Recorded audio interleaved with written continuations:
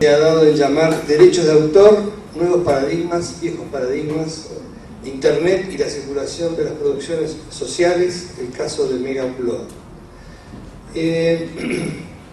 Como decano de la Facultad de Filosofía y Letras, es la verdad muy interesante para mí, muy importante para todos nosotros como gestión de esta facultad, dar lugar a este espacio de debate, donde seguramente van a escuchar opiniones muy diversas sobre este tema que es tan candente, tan interesante para nuestra facultad, para todos los que estudiamos y damos clases aquí. Quiero decir que estamos en este aula, que estamos tratando de mejorar, de reciclar un poco. Es una aula emblemática porque tiene el nombre de José Martí. Falta aquí su cuadro, que lo sacamos por la pintura, lo vamos a reinstalar en breve. Y también en breve esperamos hacer un homenaje a su muerte y su desaparición en combate el 19 de mayo. Así que están todos invitados para ese acto. Vamos a alargar con esta mesa, en la cual tenemos la presencia de docente de Ciencias de la Comunicación en la Facultad de Sociales, esta hermana Facultad de Sociales. Guillermo Campo, director general de SADAIC. Laura Silverley, que es docente de Bibliotecología y de Ciencias de la Información de nuestra facultad. Y Mónica Borreto, docente de Derecho Internacional Privado de la Facultad de Derecho de la Universidad de Buenos Aires. Decía muy brevemente, vamos a dar la palabra durante 10 minutos a cada uno para luego generar un intercambio de ideas y de debate. No sé si vamos a poder concluir hoy, seguramente esto va a dar para otro momento también de reflexión y de análisis y de profundización. Simplemente decirles que, bueno, si Foucault se preguntaba qué es un autor, digamos, y no daba una respuesta por la positiva, sino que dejaba el interrogante abierto, así como esos signos flotantes, ¿no?, en los cuales se pueden interpretar esas palabras de múltiples maneras, y decía que el autor no es exactamente el propietario ni el responsable de sus textos. Se atrevía a afirmar esto. Imagínense pensar no qué es un autor, sino qué son los derechos de un autor. Es mucho más complejo entonces el tema, que seguramente esa complejidad se verá reflejada en este debate. Y decía también que todo esto nos interesa porque nosotros apostamos fuertemente a la democratización del conocimiento, a la accesibilidad de las fuentes de información y de conocimiento. Por lo tanto, esto está en el entramado mismo de nuestros intereses académicos e incluso políticos. Así que espero que el debate sea muy fructífero. Gracias por estar, a pesar de la hora, y espero que sea, como dije antes, en beneficio de todos y todas. Le voy a dar la palabra en primer lugar a Beatriz Busaniche, de la Fundación Día Libre, cuyo tema de exposición ella misma nos lo comentará. Bueno, muchísimas gracias. Primero pedir disculpas por mi tardanza, el tráfico más las dificultades para estacionar en la zona complicaron la llegada, pero bueno, y agradecer sobre todo a quienes trabajan estos temas acá en Filosofía y Letras. Yo como docente de sociales soy una de las que trabaja los temas allá en sociales, y me parece que tanto Filosofía y Letras como sociales, como las facultades de Derecho, son espacios indispensables para entrar en esta discusión.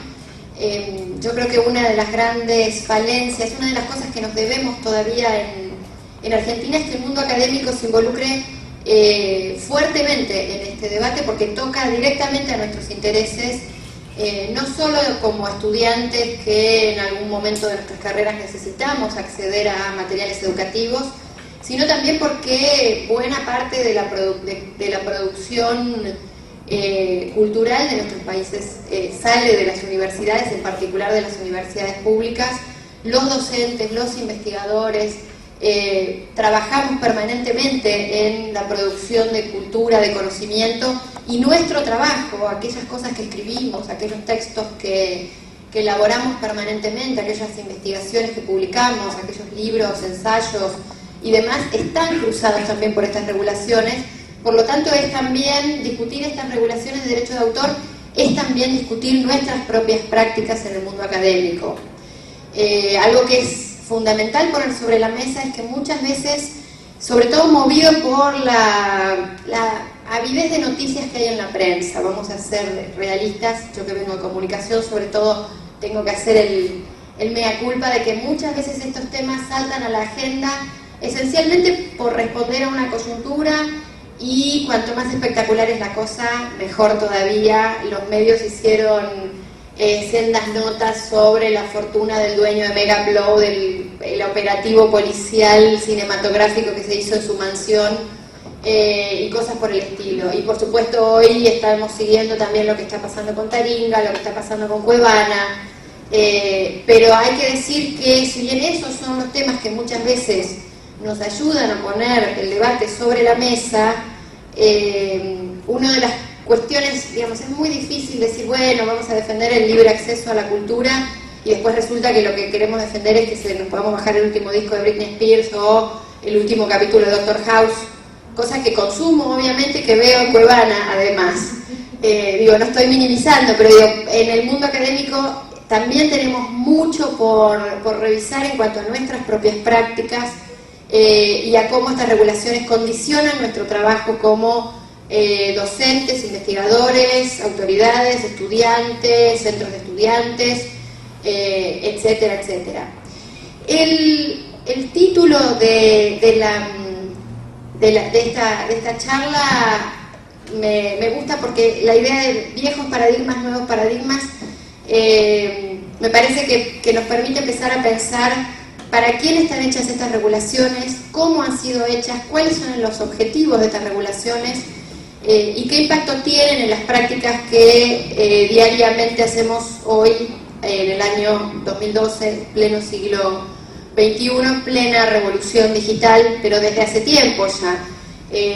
Mucha gente cree que estos debates son nuevos, y cuando uno observa buena parte de las regulaciones que nos condicionan legislativamente, estamos viendo que a mediados de los 90 se aprobaron los tratados de Internet de OMP, estas discusiones no son de coyuntura, son de larga data, y si vemos que nuestra ley de propiedad intelectual es de 1933 y que ha sido sucesivamente modificada, lo que tenemos que pensar es, bueno, cuál es la coyuntura tecnológica en la que nos estamos moviendo, cuáles son las prácticas sociales, y en qué medida esta ley, aprobada en el 33, y las otras regulaciones que tienen que ver también con esto, como por ejemplo los acuerdos internacionales que Argentina tiene firmados, se adaptan o no a las prácticas sociales de, no vamos a decir las nuevas generaciones, porque uno ya es grande y sigue y hace las mismas cosas que hacen los chicos. Yo intercambio archivos, yo levanto torrents, yo miro cosas en Cuevana y ese tipo de cosas que se hacen como prácticas comunes y corrientes y que no hacen necesariamente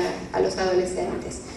Ahora, quizás una de las cosas que podemos empezar a tratar es de pensar de qué estamos hablando cuando hablamos de derechos de autor.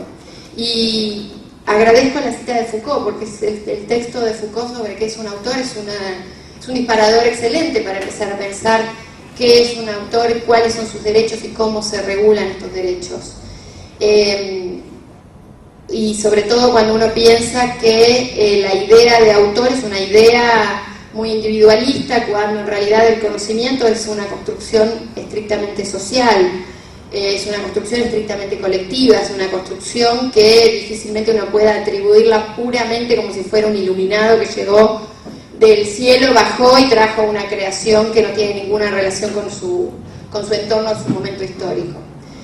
Cuando hablamos de nuevas paradigmas y viejos paradigmas, probablemente porque es el tema de mi tesis de maestría y entonces es algo que estoy leyendo demasiado, a mí me gusta tratar de trascender un poco esa discusión, empezar a pensar quiénes ya pensaron esta tensión entre los derechos de acceso a la cultura, los derechos de participación en la cultura y los derechos de autor, que aparecen ahí como en una tensión. Siempre se pone en la mesa autores por un lado, consumidores por el otro, autores por un lado, usuarios, ciudadanos, internautas, un montón de terminologías para definir a toda la masa de gente, incluyendo en esa masa de gente a los mismos autores que también descargan, que también copian, que también fotocopian partituras y que también usan obras de otros y que también son parte de aquellos que consumen cultura, porque si no lo fueran no podrían ser autores. Entonces, primero saldemos esta dicotomía que es falaz entre los usuarios y los autores. No existe tal distinción, porque además todos en algún sentido somos autores. Algunos autores viven del trabajo de producir ciertas obras y otros probablemente no, y otros probablemente no tengan siquiera aspiración a vivir de eso, y otros quizás lo intenten y no lo logren. Pero la idea de autoría digamos, todos de alguna manera somos autores y todos participamos en la construcción de la cultura. Quería traer sobre la mesa dos marcos que yo quisiera siempre tener en cuenta a la hora de hablar de estas regulaciones.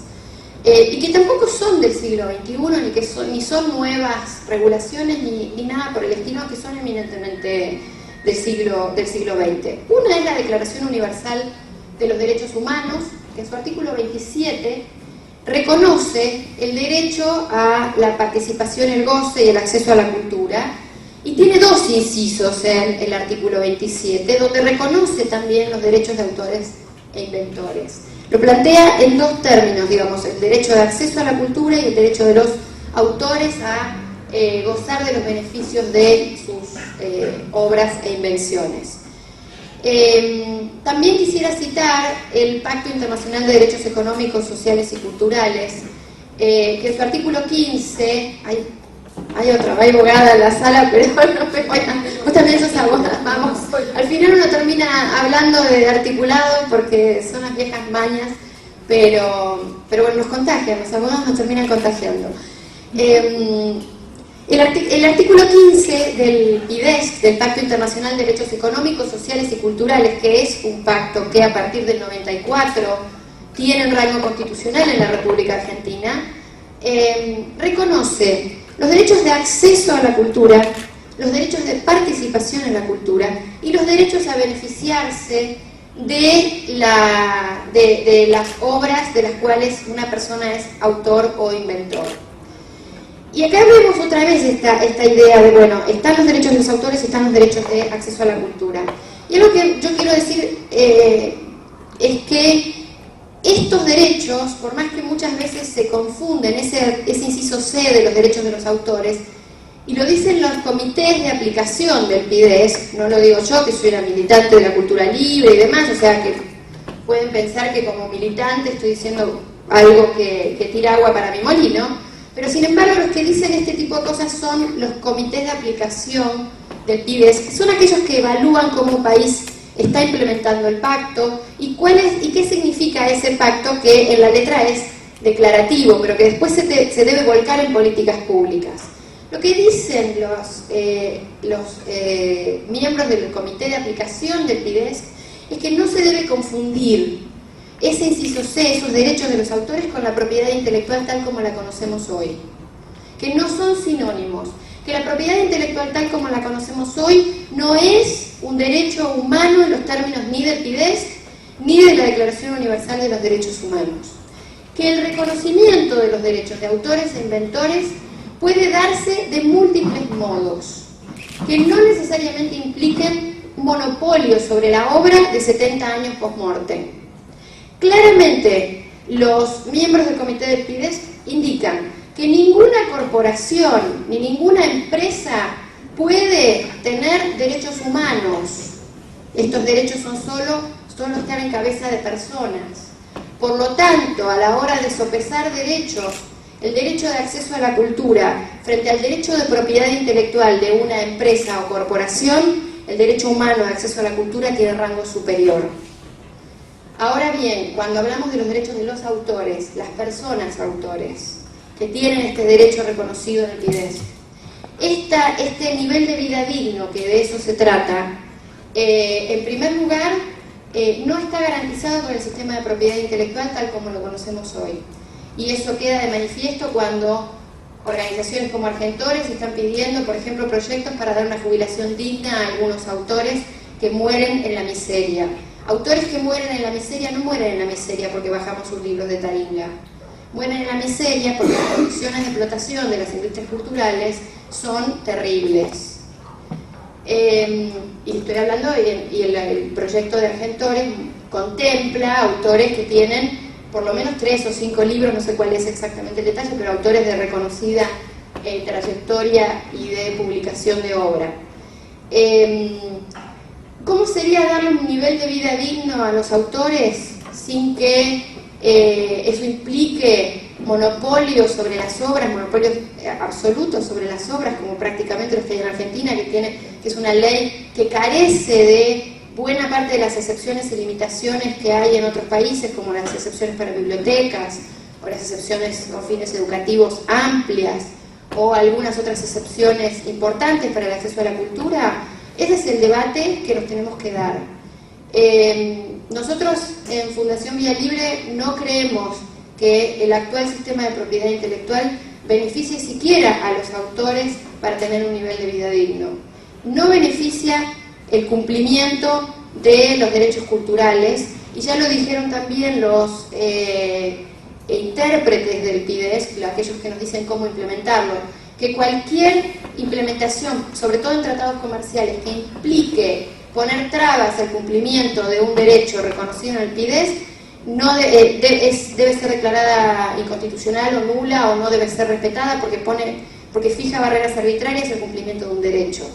El derecho de acceso a la cultura nunca tuvo tantas herramientas a la mano como las que tenemos hoy gracias a la digitalización. El derecho de participación en la cultura nunca fue tan sencillo como es hasta ahora. No voy a mentir diciendo que tenemos una democracia cultural total, porque eso no existe todavía. Sin embargo, las herramientas que tenemos facilitan y habilitan unas potencialidades de participación que nunca antes tuvimos, solo limitadas por regulaciones de propiedad intelectual excesivamente estrictas que no están cumpliendo con el fin de proteger los intereses y la vida digna de los autores, y que están poniendo límites muy arbitrarios al ejercicio de los derechos culturales. Esa creo que es la gran pregunta. ¿Cómo nos vamos a dar un nuevo sistema que nos permita gozar de la cultura, participar en la cultura y darle a los autores un nivel de vida digno? Esa es la pregunta que quiero dejar abierta. Muchas gracias.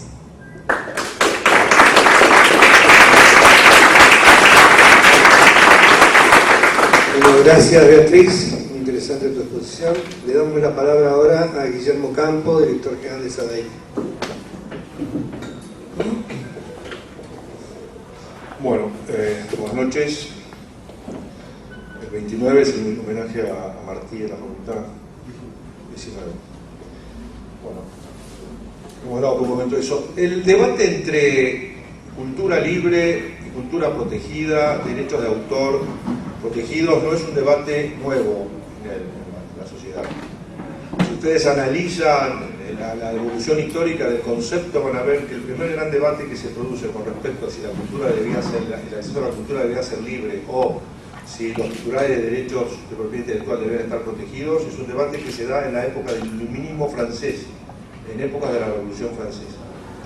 Ese debate se da básicamente entre Diderot, uno de los apóstoles de la cultura libre, de la libertad de acceso en función de las ideas liberales de la época, enfrentado a Condorcet, que defendía la protección de la propiedad intelectual en función básicamente de los intereses de los editores de libros, que en ese entonces eran muy poderosos. Pero el debate está dado y el debate no tiene un ganador final, porque al final del camino lo que termina imponiéndose en la legislación es un reconocimiento del derecho de propiedad intelectual, una protección a los autores, a los creadores, a los titulares en general del derecho de propiedad intelectual, pero esa protección, ese reconocimiento de ese derecho de propiedad no es un reconocimiento vitalicio, en el sentido de que no es como el derecho de propiedad sobre las cosas materiales, que uno cuando tiene una casa lo transmite a sus herederos a sus herederos y sucesivamente, y no tiene un plazo de extinción de ese derecho, a diferencia de ese derecho de propiedad sobre las cosas materiales, y el derecho de propiedad intelectual tiene una limitación en el tiempo, que hoy, en líneas generales, como lo acaba de señalar aquí la doctora Bullaniche, está en el orden de los 70 años post-mortem. Directiva de la Unión Europea va por ese camino, la legislación argentina va por ese camino, etcétera, etcétera, etcétera. Pero digamos, se limita el derecho de propiedad intelectual en el tiempo, porque se considera que no es un derecho absoluto como el derecho sobre las cosas físicas, pero tampoco puede ser totalmente desconocido. Y este debate que se da en la época de la Revolución Francesa, de alguna manera se vuelve a reflotar con el impacto que tiene Internet en la cultura actual. Es decir, sería aventurado no decir que Internet es quizá un descubrimiento mayor que el del imprenta. Es decir, las posibilidades que da Internet a que todo el mundo acceda a la cultura, acceda a la información, se entere de lo que pasa en el mundo al instante, es un fenómeno que es absolutamente inédito. Y evidentemente, cuando nos encontramos ante un sistema que permite esta posibilidad de acceso a la cultura casi ilimitada, es natural que se plantee el debate de cómo hacemos para, en este entorno de acceso ilimitado a la cultura, proteger a los derechos de autor. Y ahí viene entonces la gran discusión. Si protegemos los derechos de propiedad intelectual, genéricamente hablando. Es decir, yo soy representante de una sociedad de autores y compositores de música, pero en cualquier caso, si defendemos los derechos de propiedad genéricamente hablando, y le damos una protección que tiene que ver con los intereses económicos en juego, puede ocurrir que esta protección, y ese es el otro argumento, conspire contra la posibilidad que tienen los usuarios de acceder a la cultura, porque les pone un límite. Yo creo que, planteada así la pregunta, evidentemente no podemos decir esto es blanco o esto es negro. Yo no creo, por otro lado, que ningún sistema se pueda construir solamente apoyado en un sector y dejando de lado a otro. Yo creo que un sistema para que se pueda construir y sea razonable tiene que ser equilibrado. Entonces, me parece que el planteo que hay que hacer es cómo hacemos para que estas posibilidades que da Internet de acceder a la cultura en la forma en que podemos hacerlo ahora, de hacer intercambio de archivos musicales, de acceder a sitios que permiten la bajada de películas, etcétera, todos estos fenómenos que todos nosotros conocemos. ¿Cómo hacemos para que este sistema que permite todo eso no se convierta en una suerte de Pac-Man de los derechos de propiedad intelectual, que termine devorándose a los derechos de propiedad intelectual en aras de un discurso liberal de acceso y demás, que no lo cuestiono, me parece razonable, pero que no puede ser a costa de derechos de terceros involucrados. Desde este punto de vista, está claro que el derecho de propiedad intelectual en Argentina tiene rango constitucional, está previsto en el artículo 17 de la Constitución Nacional, la ley 11.007 del criterio de propiedad intelectual se limita a reglamentar la garantía constitucional y reconoce derechos en los titulares de propiedad intelectual, en los autores, en los compositores, etcétera, etcétera, etcétera. Y este sistema no es un sistema que es viejo porque es del año 33. Sigue siendo un sistema adecuado de protección, no es un sistema inadecuado. Porque podemos discutir si es necesario alguna excepción más o alguna excepción menos, pero al final del camino, globalmente la ley de propiedad intelectual es una razonable protección y es un sistema que funciona con éxito. No hay ninguna buena razón para cambiarlo, porque vuelvo a repetir, la pregunta no pasa por cambiar la protección, sino por tratar de buscar algún equilibrio entre esta protección que la ley da y los derechos de los consumidores. Reconozco que el tema no es fácil, pero tampoco el tema es tan romántico, porque atrás del derecho de los consumidores hay grandes organizaciones económicas. No es un negocio, digamos, no es una actividad puramente caritativa, no es una actividad de beneficencia. El caso de Mega Upload es un caso típico de cómo funciona el sistema. Los que estaban atrás de este negocio no eran personas que estaban en este negocio por hobby, ganaban plata. Bueno, esto es una realidad. Podrá haber sido un operativo espectacular o no espectacular, podrá haber habido más o menos anuncios en la prensa a favor o en contra de toda esta estructura que está perseguida legalmente. Pero la realidad es que es un hecho cierto de que atrás del Mega Upload hay un negocio económico. en general, todos los que se mueven en este ambiente que permite intercambio de archivos, bajadas de películas y demás, tienen un negocio económico por detrás. No es un negocio, no es esto no es altruismo, no existe esto. Entonces, esto es el primer tema que hay que tener en cuenta. El segundo tema que hay que tener en cuenta. Fíjense ustedes que la propaganda que hace a la venta de Internet, de los proveedores de Internet, ¿qué es lo que le ofrecen al consumidor? Señor, tenga más ancho de banda, compre 30 megas, 15 megas, 2 millones de megas, no sé.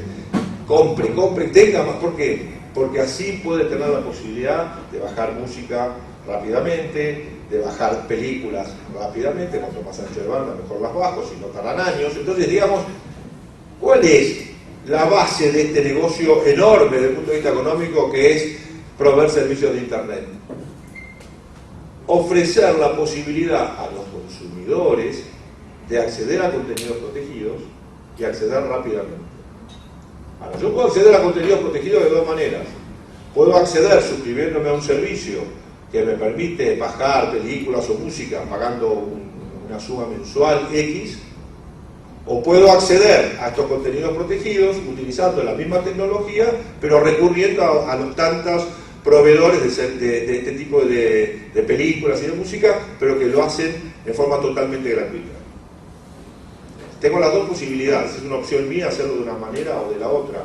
Y si tengo que ser franco, nadie es totalmente inocente en este tema, en el sentido de decir que nunca nadie consumió nada gratuito. No estoy haciendo una apología del apostolado, porque tampoco estoy diciendo eso, solamente estoy diciendo que tengo las dos posibilidades.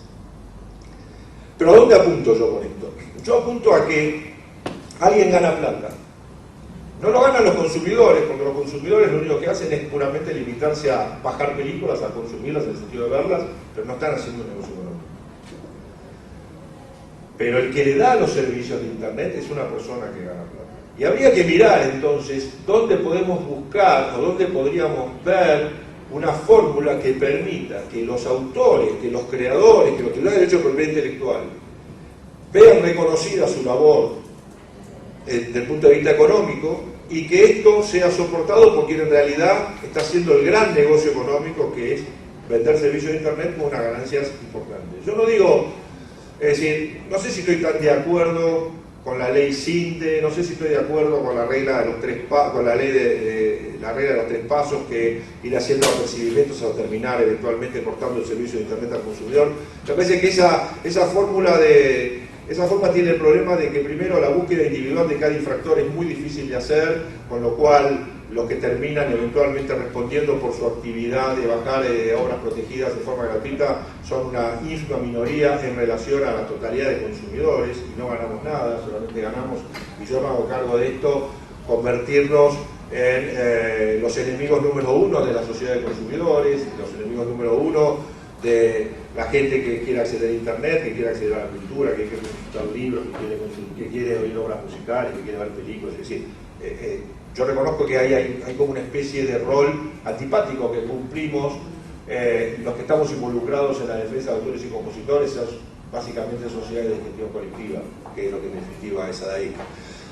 Pero por eso digo que este discurso persecutorio al consumidor individualmente tenido en cuenta no me parece realmente la mejor fórmula. Pero creo que nos debemos un debate respecto a si no hay quienes están lucrando con este negocio de forma realmente importante y no están reconociendo que lucran con contenidos protegidos y no hay ninguna forma de satisfacción al titular de esos derechos. Y fíjense ustedes qué notable. Tanto la Directiva Europea para el Comercio Electrónico como la Digital Millennium Copyright Act de los Estados Unidos, en ambos casos hay una protección absoluta a los proveedores de servicios de Internet con respecto a las infracciones que puedan ocurrir dentro del sistema. Ellos sí están protegidos. Y si bien es cierto que esta protección probablemente tenga como fundamento básicamente evitar la incriminación de los proveedores de servicios de Internet por determinados contenidos que circulan por la red, tales como pornografía infantil, pornografía en general, etcétera, etcétera, que son contenidos de alto, delictivos y que podrían eventualmente generar una responsabilidad en quien pone la tecnología a disposición, y quizá esto es una de las cosas que se haya querido evitar con esta cláusula de indemnidad. Tampoco es menos cierto que también se quiso evitar algo que se sabía que iba a ocurrir, que la tecnología posibilitaba acceder a contenidos protegidos y eventualmente acceder a esos contenidos protegidos en forma gratuita. Entonces,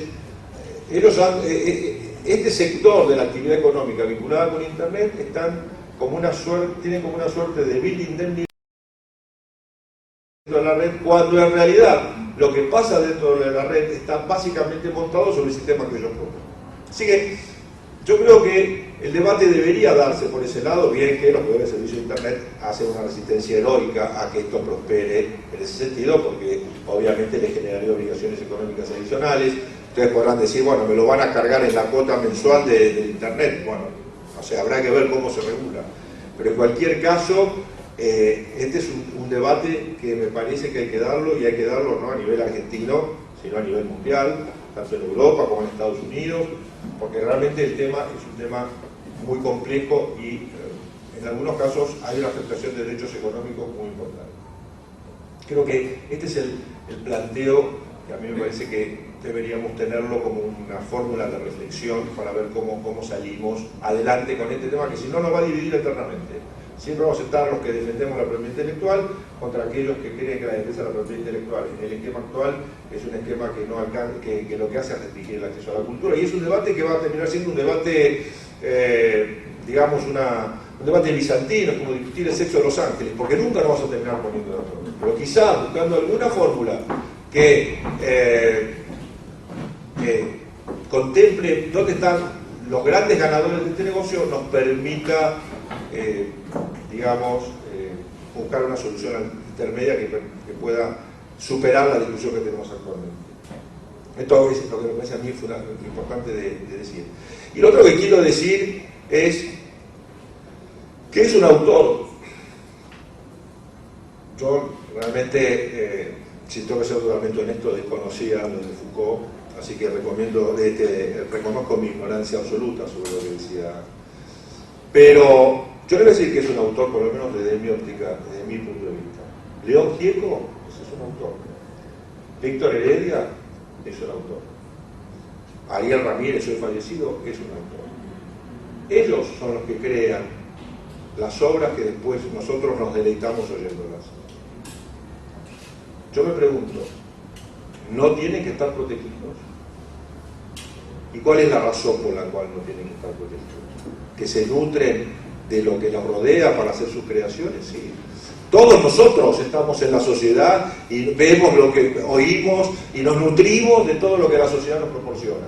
Sin embargo, no quiero hablar de ustedes porque no los conozco, pero desde mi punto de vista, yo vivo en esta sociedad, me nutro de esta sociedad, camino por esta sociedad, pero les puedo asegurar que no puedo componer una canción estando 5 años sentado sobre un pentagrama. No puedo, porque no tengo el talento.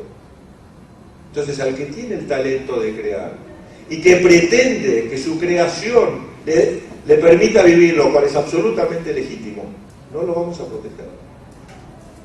Esa es otra pregunta que también deberíamos buscar una respuesta, si la tenemos hoy y si no algún día. Muchas gracias.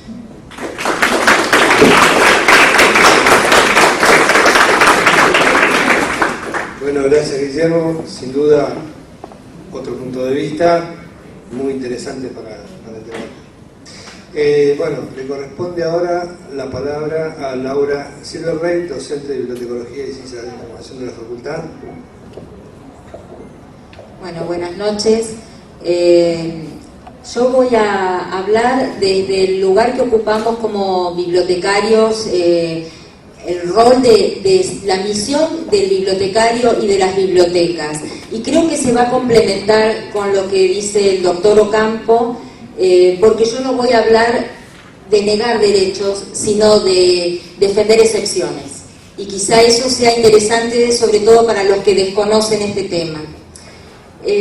Yo cuando estructuré esta charla pensé comenzar por lo que es el derecho a la información.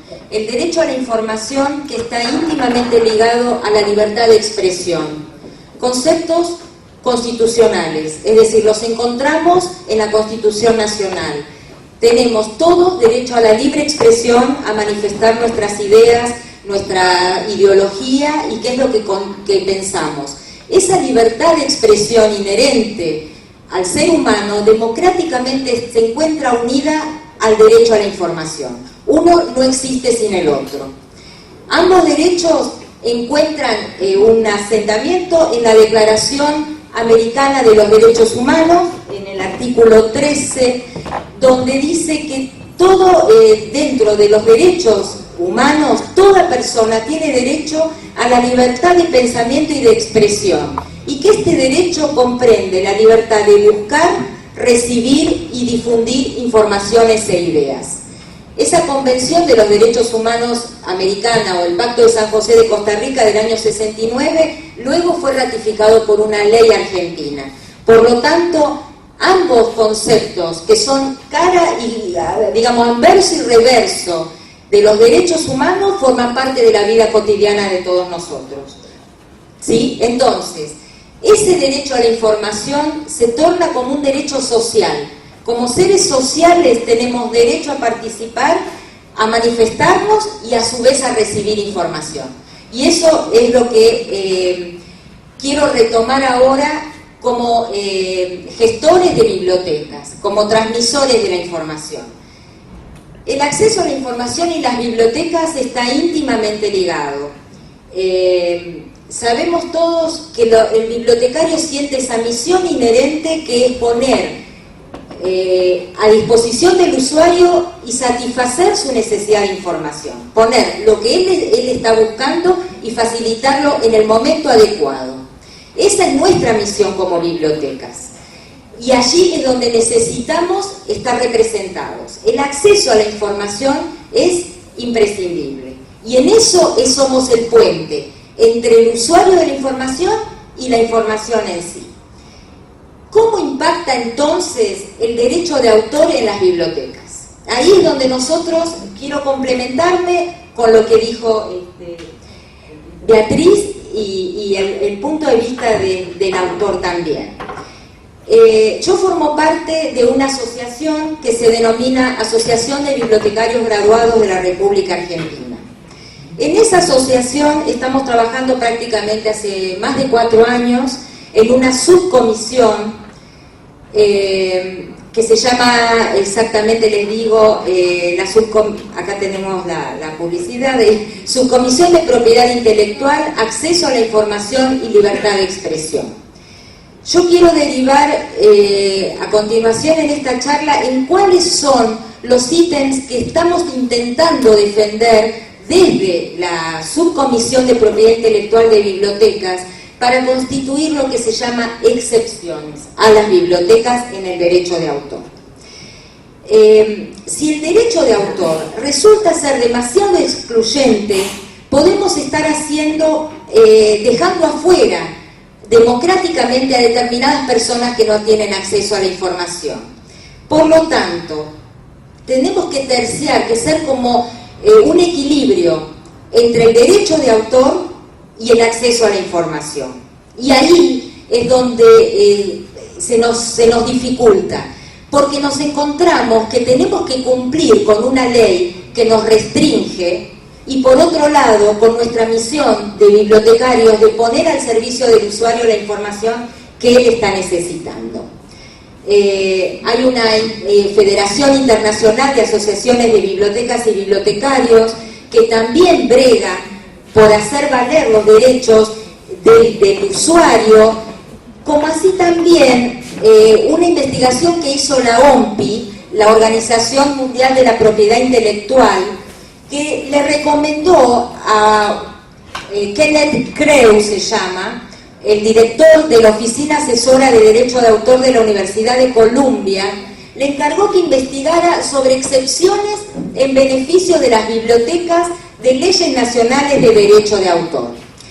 Este investigador buscó qué normativas nacionales defendían o tenían excepciones para bibliotecas, y él investigó sobre 184 países que forman parte de la OMPI, 149 respondieron Y de esos 149, 128 bibliotecas, países tenían excepciones a bibliotecas.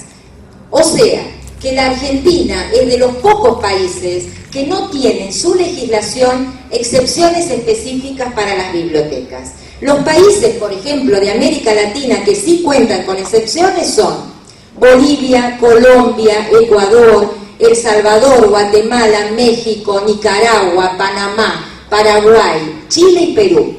Por lo tanto, una gran cantidad de países sí defienden estas excepciones.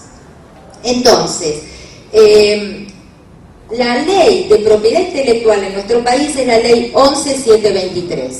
Como dijo Beatriz, ha sido sucesiva, es de 1933 y ha recibido sucesivas modificaciones. Entre esas modificaciones, hasta ahora, dicha ley no ha incluido excepciones a bibliotecas.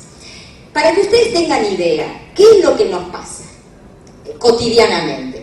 Nosotros no podríamos fotocopiar libros ni artículos para nuestros usuarios. No vengo acá a defender abiertamente esa fotocopia.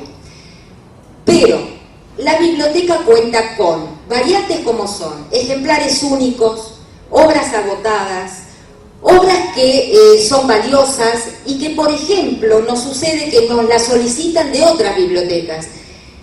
Incluso bibliotecas distantes de otras provincias nos ha pasado que nos llaman de Córdoba y solicitan una obra. ¿Qué pasa en el caso que nosotros tengamos que hacer lo que se llama entre bibliotecas el préstamo interbibliotecario? Nosotros nos debemos a brindar información entre bibliotecas porque para nosotros la misión básica es proveer información. Por lo tanto, ¿qué hacemos si otra biblioteca nos pide un material?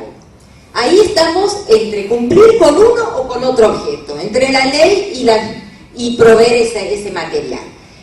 Yo, si lo fotocopio antes para brindarlo a nuestra biblioteca colega, por ejemplo, estoy infringiendo la ley. Si yo tengo un material valioso y quiero hacer una copia de resguardo para preservar mi material, también estoy infringiendo la ley.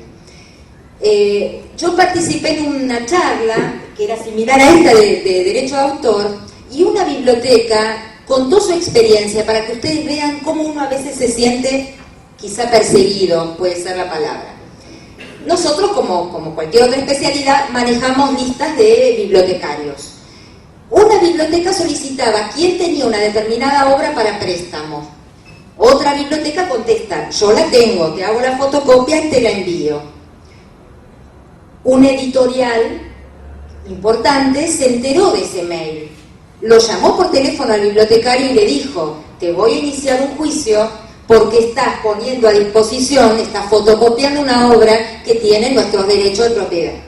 O sea que no podemos cumplir terciar entre ambos derechos. Ahí es donde se nos complica.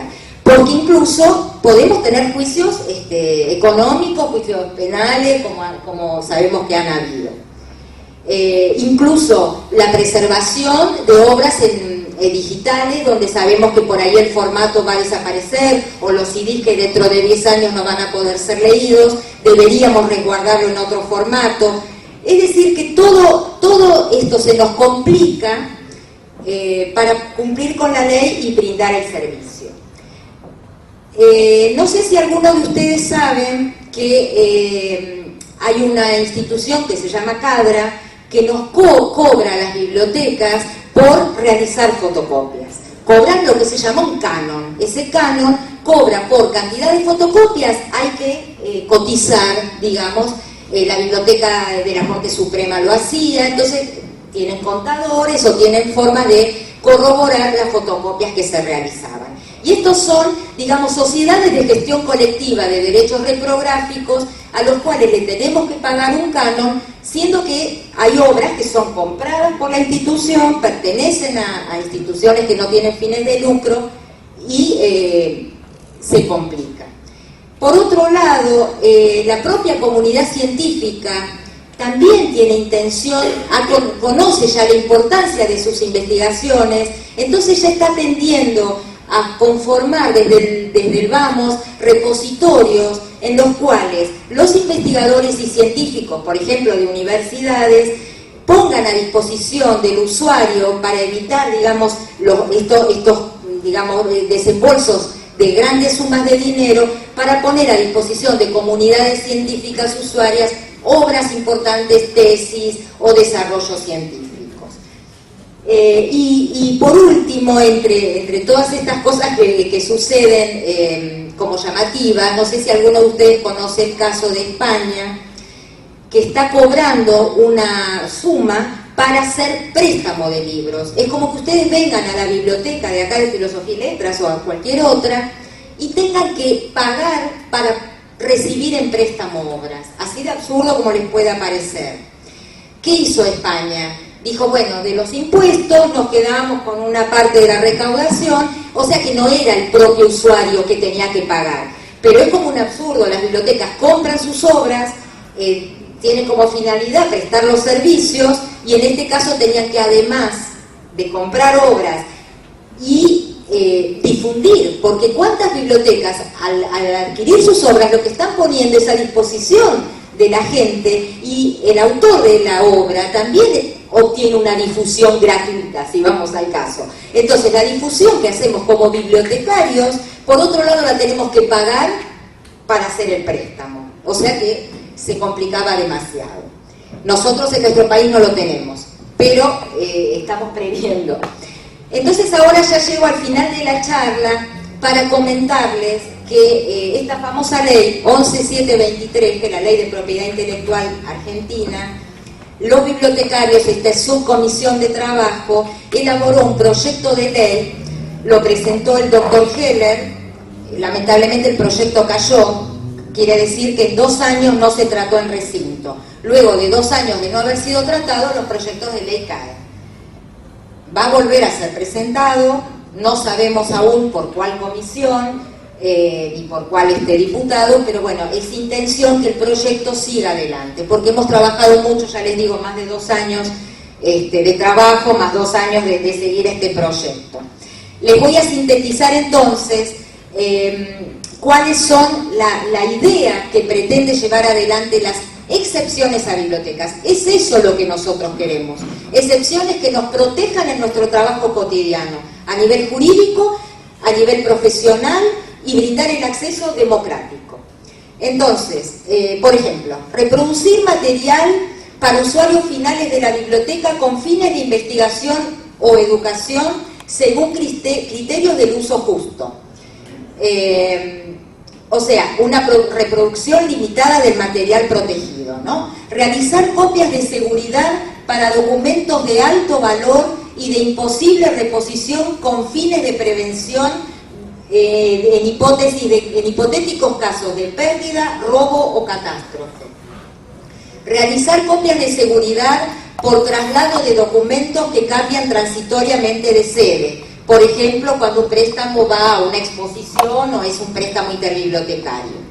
Realizar copias de acceso o consulta para evitar la manipulación de un original único, frágil o deteriorado, de imposible reposición y que debe ser retirado de la consulta con fines de preservación. Es decir, ustedes van a la Biblioteca Nacional, por ejemplo, y saben que hay ejemplares que no deberían ser prestados al usuario, diarios de 1800, bueno, preservación en este caso.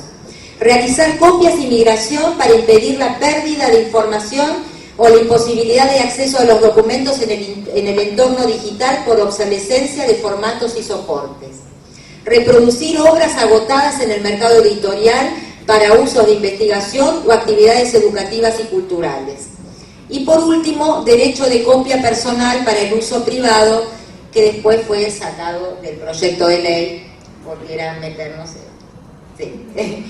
Preferimos hacer excepciones a bibliotecas y no las excepciones para uso personal. Bueno, y lo último que les digo, en la página de ABGRA, que ahora les puedo dar, no les quiero cansar, pueden encontrar tanto en los buscadores de Google el proyecto de ley que fue presentado, o en nuestra página de ABGRA, de la Asociación de Bibliotecarios Graduados, www.abgra.org.ar, pueden encontrar el proyecto de nuestra subcomisión, que lo que proponemos es eso, lograr finalmente excepciones a bibliotecas que nos den un marco jurídico que nos permita trabajar en libertad. Bueno, muchas gracias.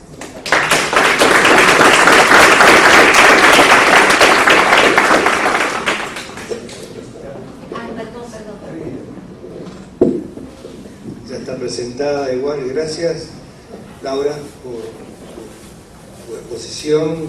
Nos interesa mucho acá en la facultad porque tenemos varios proyectos bibliotecológicos de preservación y bueno, tu aporte es importante también. Bueno, ahora nos va a hablar Mónica Borreto, como dije, docente de Derecho Internacional Privado, tampoco sé cuál es el título de la ponencia, pero seguramente lo plantearás vos. Bueno, muchas gracias. Yo tampoco sé de qué voy a hablar, estamos todos iguales. Primero, me gustaría agradecer realmente a la Facultad de Filosofía y Letras por ofrecer este debate, porque hemos podido advertir la relevancia del tema que nos afecta a todos y el grado de legitimidad que han tenido cada una de las exposiciones. Yo le escuché a Beatriz Busanich y claro que tiene razón. Lo escucho al doctor Guillermo Campo y tiene razón. Y le escucho a Laura Silverley y también tiene razón. ¿O no? Ahora, ¿vivimos en un Estado de Derecho? ¿Nos costó, tenemos ganas de vivir en un Estado de Derecho? Yo creo que es importante vivir en un Estado de Derecho. El tema de la propiedad intelectual, como más o menos se ha expresado brevemente acá, la propiedad intelectual no es un derecho natural, es un constructo, es una decisión política, proteger o no proteger la propiedad intelectual. Esta decisión política en Argentina se adoptó en 1853. ¿Estará bien? ¿Estará mal? No lo sé, pero yo me subordino a la ley. Si esa ley no es justa, bueno, me parece que este es un ámbito para empezar a plantear esas cuestiones. Y voy a tomar en cuenta lo que un discurso del director general de la OMPI, de la Organización Mundial de Propiedad Intelectual, que justamente, de algún modo u otro, todos acá lo han mencionado. Es decir, tanto aquellos que apoyan los intereses del público en general, ya sea de un consumidor o de los bibliotecarios, como de los titulares de derecho, el director general planteó que no sé si estamos ante un cambio de paradigma, pero sí es evidente que una cosa es el entorno analógico y otra cosa es el entorno digital. Hay un modelo de negocio que evidentemente ha cambiado. Y cuando hablamos de las limitaciones y excepciones para no plantear la propiedad intelectual como un derecho absoluto, no existen los derechos absolutos. Un derecho por esencia es relativo. Entonces, ¿cómo se relativiza este derecho de propiedad intelectual? Conforme a las leyes que reglamentan su ejercicio y de acuerdo a determinadas excepciones. ¿Excepciones a qué? A ese derecho exclusivo de autorizar o prohibir. Es evidente que esas excepciones en nuestro sistema, que es del año 33, es un sistema a lo mejor no muy amplio en términos de excepciones. Ahora bien, hasta ahora la jurisprudencia en la Argentina ha interpretado con bastante razonabilidad nuestra ley del año 33. En mi opinión es un buen modelo legislativo. Creo yo, y lo digo esto desde el derecho internacional privado, que el tema de las limitaciones y excepciones, como bien planteó acá la licenciada Silverley, es más que legítimo lo que plantea. Ahora bien, habría que ver si dentro del formato que tiene nuestra ley no puede hacerse lugar a determinadas limitaciones y excepciones, generar una mayor flexibilidad de la ley. La Argentina, como ustedes saben, es parte de todos los tratados de propiedad intelectual. Estos tratados tienen una característica en materia de limitaciones y excepciones. Por un lado, lo que se llama el contenido del derecho de autor, que son todos estos derechos de carácter económico, la reproducción, comunicación pública, etcétera, que son los derechos justamente hackeados en Internet, o por estos sitios que facilitan el intercambio de material protegido por derecho de autor, y por lo tanto en infracción a estas normativas locales y estas disposiciones contenidas en los tratados. Todos estos tratados, cuando tratan las limitaciones y excepciones, no las tratan como estándares convencionales. Las dejan libradas a las legislaciones de cada Estado. Entonces tenemos ahí, desde mi punto de vista, como una suerte de asimetría que se agrava en el entorno digital, porque tenemos estándares en cuanto a los derechos, los niveles de protección, pero no tenemos una uniformidad en el tratamiento de esas limitaciones y excepciones. Por ejemplo, nuestra ley, la 11723, las limitaciones son mínimas. Y fíjense que en el artículo 10, cuando habla del derecho de cita, habla de hasta 1000 palabras en el texto y hasta 8 compases en la obra musical.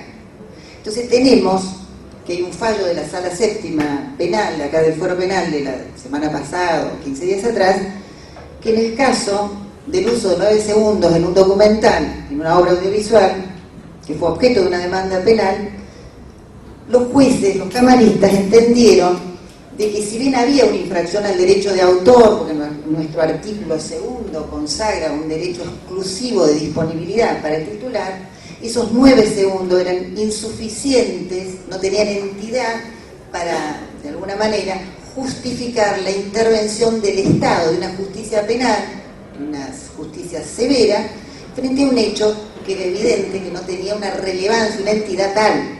No que no era una infracción, sino que no era una infracción comprendida en los artículos 71 y 72 de la ley 11723 que establece tipos penales. Lo que quiero decir, que los jueces tienden a flexibilizar sin romper el sistema de protección que tiene nuestro sistema jurídico. Porque, a ver, en esta facultad hay una carrera de edición.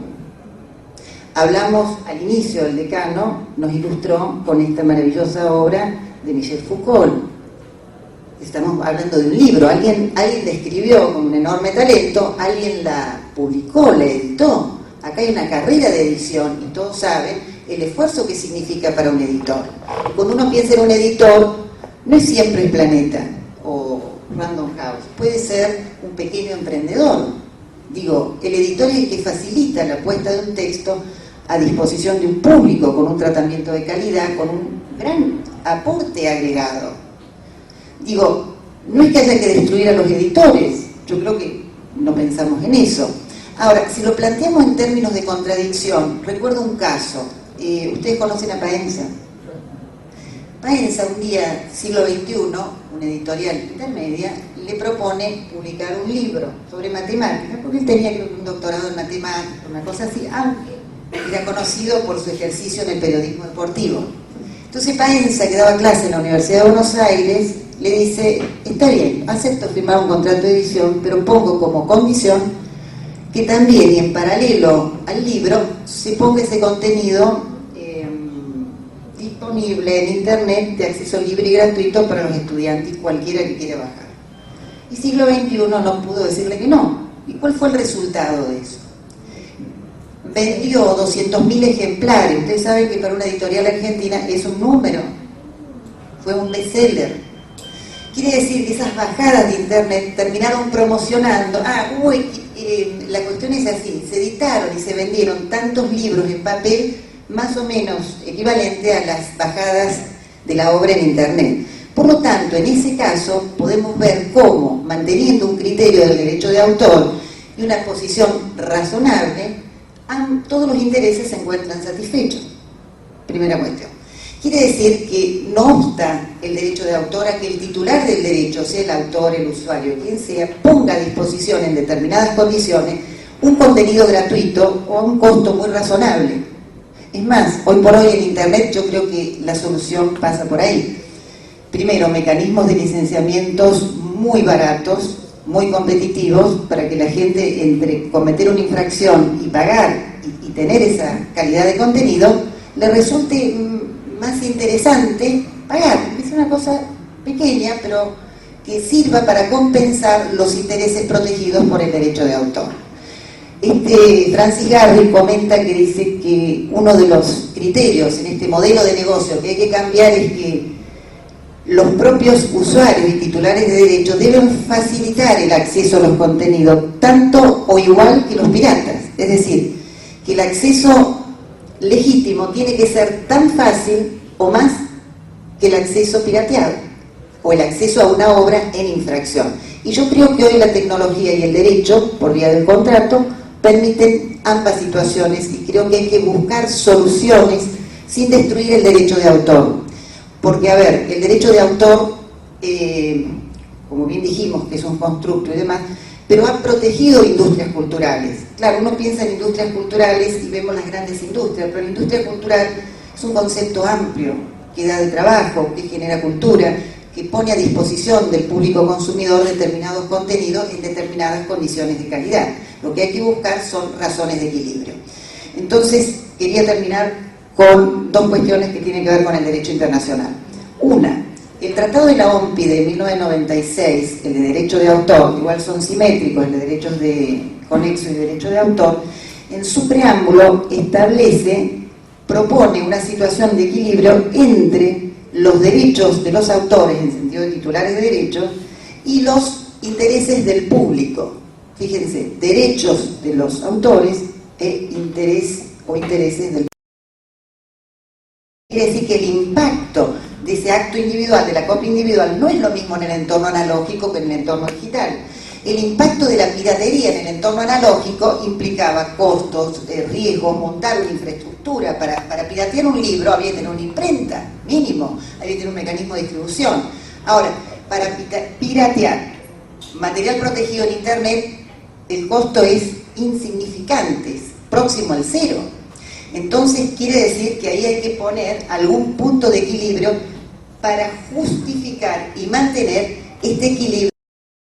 Yo creo que los jueces pueden aplicar por analogía en la Argentina este criterio de los tratados del triple test y morigerar con las limitaciones y excepciones sin entrar a hacer cambios profundos en la ley, como pasó en Chile, que es un cambio en su ley, pero tiene un catálogo de limitaciones y excepciones que nadie entiende bien cómo funciona. Yo dejaría la ley, sería más prudente con hacer cambios en la ley. Y por último, y para terminar, la problemática que nos convoca acá, que es el tema de la piratería en Internet y si hay o no un cambio de paradigma, tenemos que tener en cuenta que todos los sistemas jurídicos, todo el derecho de autor son sistemas locales. El derecho es una expresión local. Acuérdense aquello de Hart que decía que el derecho internacional ni siquiera merece llamarse derecho, porque carece del elemento básico del derecho, de la norma jurídica, que es la coercitividad. Significa que los sistemas mal llamados derecho internacional son disposiciones que se plasman en un ámbito internacional, pero que tienen que ser incorporadas en los derechos internos para que sean derechos. Y en ese orden, la Argentina ratificó todos los tratados. Entre esos tratados del año 96, hay en el Tratado de Derecho de Autor, hay dos artículos, el artículo 11 y 12, que no tienen nada que ver con el derecho de autor, que son disposiciones de naturaleza penal y administrativa incorporadas en una norma de derecho de autor, que es las llamadas medidas tecnológicas que imponen al Estado la obligación de sancionar la elusión de una medida tecnológica, que va desde un PDF o medidas más sofisticadas que impiden la copia o la utilización sin la autorización del titular. Y el otro, el artículo siguiente, que es que sanciona o obliga a los estados a sancionar de modo efectivo y con medios procesales idóneos la ruptura o la alteración de la información relativa a la gestión de derechos. ¿Qué quiere decir? Que cualquiera, sea el titular, el editor o quien sea que pone un contenido en Internet, lo pone con todos los datos o toda la información relativa a la obra para que quiera utilizarla legalmente pueda debida autorización. No siempre es onerosa, muchas de estas autorizaciones son gratuitas, pero requieren pedir una autorización para que el titular sepa cuál va a ser el uso que se va a hacer con ese material. Esas dos disposiciones, cada Estado que es parte de esos tratados tiene que incorporarlo a su derecho penal, y esos son los problemas que estamos viendo ahora. Digamos, Estados Unidos, que fue el primer país que bajó a tierra estas disposiciones en la Digital Millennium Copyright Act en 1998, se encuentra ahora que es insuficiente, son insuficientes las disposiciones. ¿Por qué? Por disposiciones de naturaleza local y los sitios web que están fuera de Estados Unidos no pueden ser alcanzados con una norma de naturaleza local, porque el derecho es una potestad soberana del Estado y se agota en la frontera. Yo no puedo, por fantástica que sea la ley 11.723, aplicarla en Chile. No puedo. Mi límite termina ahí en la cordillera, ¿sí? Entonces eso plantea un nuevo debate y se requiere un sistema que es el de la cooperación internacional, porque sin eso no hay supraestados.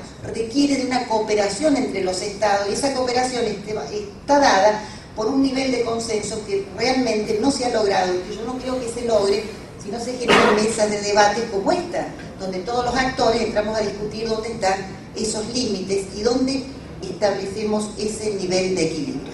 Muchísimas gracias.